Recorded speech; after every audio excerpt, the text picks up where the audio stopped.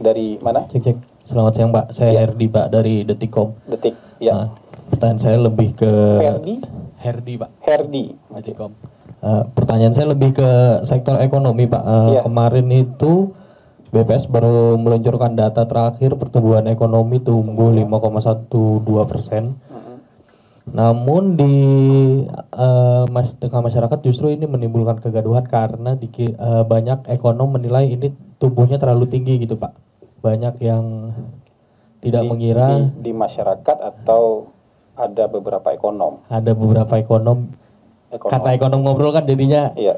Di masyarakat. Boleh kasih tahu saya nggak siapa saja ekonomnya? Ada Selios, ada Core, ada Indef menyebut seperti itu. Selios, Core, Indef. Ya, jadi apa pernyataannya? Mereka melihat tumbuhnya terlalu tinggi, jauh melebihi ekspektasi, dan kalau dilihat secara kasar di tengah masyarakat juga sebenarnya banyak gejolak timbul juga di perekonomian, misalnya seperti banyak PHK, susah cari kerja, terus kemudian ada juga fenomena muncul rombongan jarang beli, rombongan hanya nanya segala macam itu diungkapkan sama pengusaha gitu Pak. Mungkin dari pemerintah melihat ini seperti apa gitu, dan mungkin kemarin di sidang kabinet hal ini Pak, mungkin sempat disoroti presiden nggak sih pertumbuhan ekonomi, tapi banyak keresahan gitu loh. Mungkin itu aja pertanyaan saya. Ya, kalau keresahan mungkin framing ya, kalau soal keresahan ya. Kita tahu juga, saya juga membaca ada beberapa ekonom yang mungkin tidak terlalu positif melihat pertumbuhan ekonomi Indonesia yang positif. Jadi pertumbuhan ekonomi kita positif, tapi ada yang melihatnya dengan cara yang tidak positif. Sebelum saya sampaikan yang lebih teknis, ini teman-teman, pemerintah itu jujur-jujur aja loh mengeluarkan data. Kalau turun dibilang turun, kalau naik dibilang naik. Kuartal 4 2024 itu kan Presiden Prabowo sudah menjabat, ya kan? Presiden Prabowo dilantik Oktober 2024, berarti kuartal 4-nya itu sudah di bawah pemerintahan Presiden Prabowo dengan BPS di bawah Presiden Prabowo. Itu pertumbuhan ekonomi kita 5,02. Dikeluarkan apa adanya, kuartal 4. Kuartal 1 2025, teman-teman masih ingat nggak datanya? Yang dikeluarkan 4,87. Turun kan? Penurunan itu dikeluarkan oleh pemerintahan yang sama, oleh BPS di bawah pemerintahan yang sama. Turun, kita bilang turun.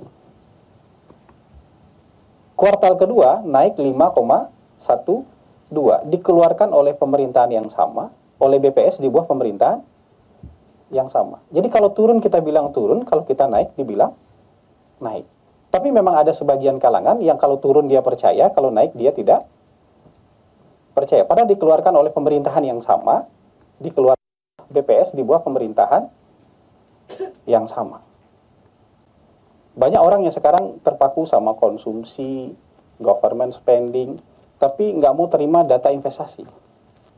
Data yang dikeluarkan oleh Menteri Investasi, kemarin juga Menteri Investasi juga sampaikan lagi dalam rapat kabinet, realisasi investasi, ini bukan komitmen ya, tapi investasi yang sudah terrealisasi, artinya mereka sudah spending di sini. Itu nilainya 942,9 triliun. Hampir 50% dari target investasi tahun ini yang sebesar 1.900 triliun. Dan Menteri Investasi bilang, kami optimis target investasi tahun ini akan tercapai. Dan dari target investasi dan dari realisasi investasi, ini realisasi ya, bukan komitmen ya, bukan janji, tapi investasi yang sudah direalisasikan di Indonesia sampai bulan Agustus, itu yang tercipta lapangan kerja, serapan dari realisasi investasi ini sudah 1,259 juta tenaga kerja. 1,259 juta tenaga kerja, 1.259.868 tepatnya. Lapangan kerja yang tercipta. Jadi ini data ini. Jadi ada konsumsi, ada investasi, ada government, Di sektor lapangan usaha misalnya, sektor industri manufaktur kita tumbuh 5,6%.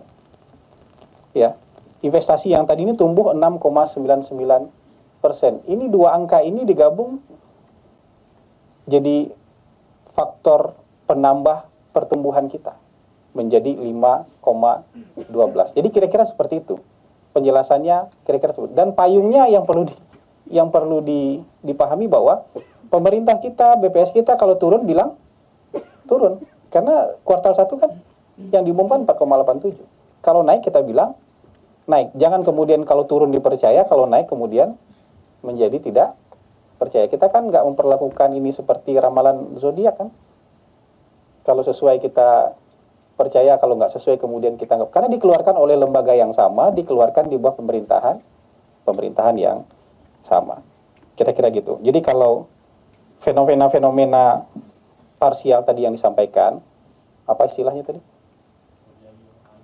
Rojali, rohana, kita mungkin masih melihatnya dalam ekonomi konvensional. Sementara sekarang ekonomi itu berkembang sekali kan? Model dan cara jual beli juga berkembang. Sektor logistik kita tumbuh loh. Coba lihat datanya. Dalam laporan BPS, sektor logistik kita tumbuh, artinya kalau sektor logistik dan pengiriman barang tumbuh kan yang dikirim itu barang. Kalau yang dikirim barang atau yang dikirim atau ada pergerakan orang, itu kan artinya ada jual beli.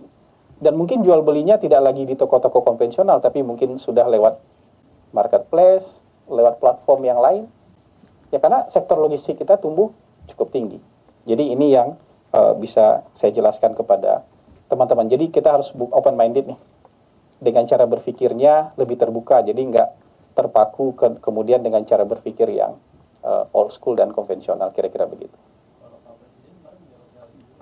Pak Presiden kemarin optimis, Presiden bilang dengan pertumbuhan ekonomi seperti ini artinya strategi transformasi nasional kita sedang berada di jalan yang benar.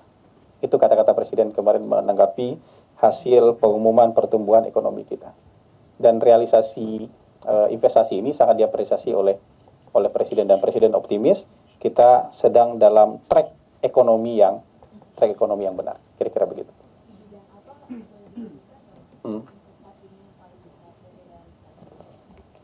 Nanti ini sebenarnya pernah diumumkan oleh Danantara, tapi saya tidak catat yang itu. Tapi kalau dari negara, ya, negara yang merealisasikan investasinya yang paling besar itu ada 5 besar. Ada Singapura yang terbesar, 8,8 miliar US dollar. Ada Hong Kong RRT, dan RRT itu kalau digabung mungkin di atas 8 miliar dolar juga.